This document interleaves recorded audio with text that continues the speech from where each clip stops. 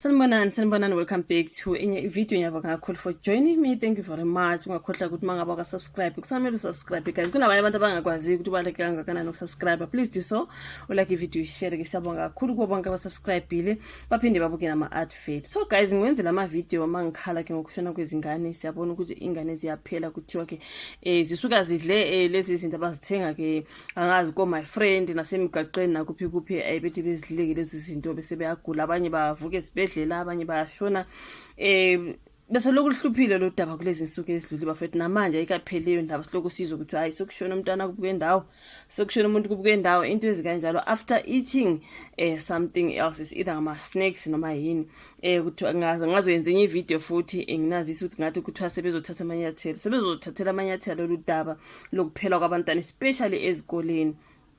So ngibona kunodaba ke lapha nabe reportile ukuthi kungathi kuyabashubela kabadayisa ngaphandle kwemvumo. It is by Charles Khuzwayo uthi umongameli wezwe umnumzana ubaba Cyril Ramaphosa uthe sebethatha isinqumo ke sokunqanda ukubhebhetheka kokufa kwezingane emva kokudla ukudla okunobuthi.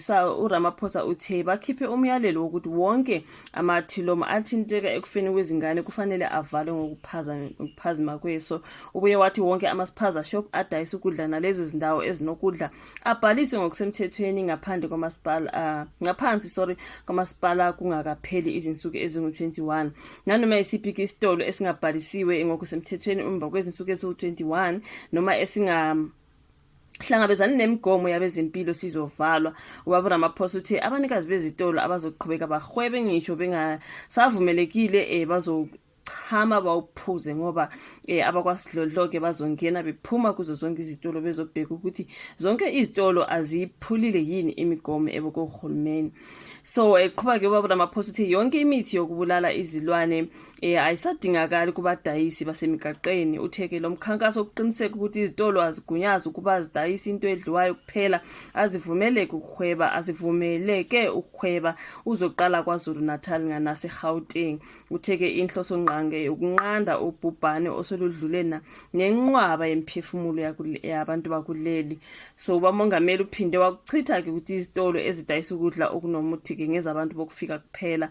Uthe umnyango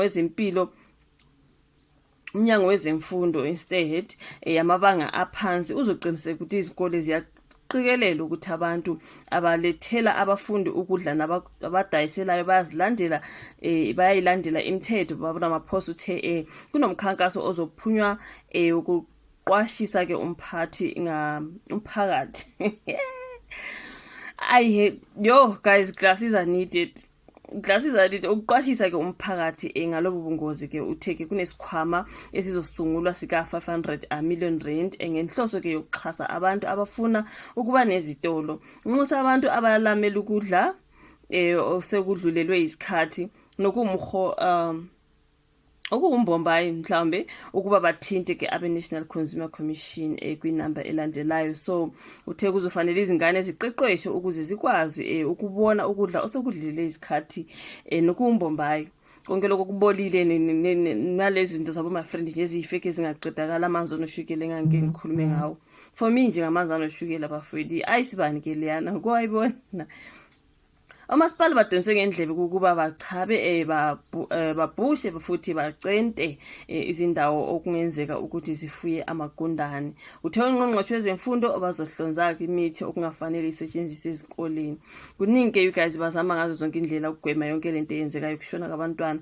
Umongameli ubuye wazwelana kakhulu ke nalezi ngane ezihlaselwe ukugula kanye nemideni eyashonela ngabantwana bayo. So I think sebezama ngakho konke kusemandleni ukuthi bathathe amanyathelo guys ngabantwana bayaphela each and every day someone is reported to have died, and it's not even mhlambe sithi eGauteng ukuphi, it's everywhere. So kuza kanjani guys ukuthi abantwana bangaphela ngaka and endaweni ezihlukile ezikude nakude.